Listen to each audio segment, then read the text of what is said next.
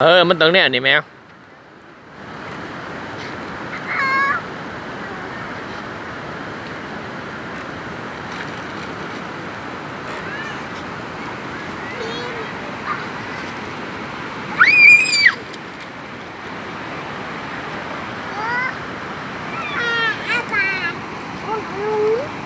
ตัวจินมันสิยังไงจะได้ดู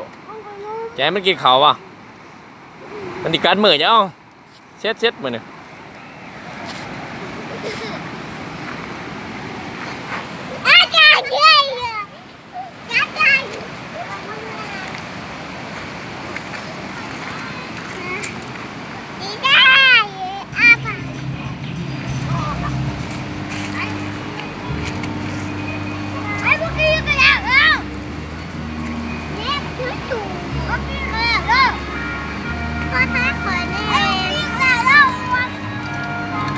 ไปขี่วันที่3เห็นไหม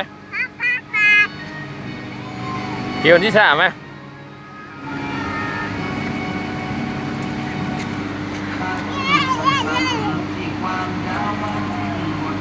มันจิตกมันจิออกของเขาเลยหนูโบเห็ดได้มันออกของเขาเลย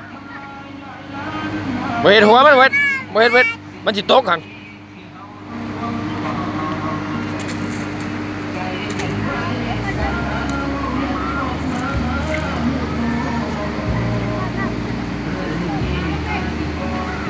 มันกินป่ะ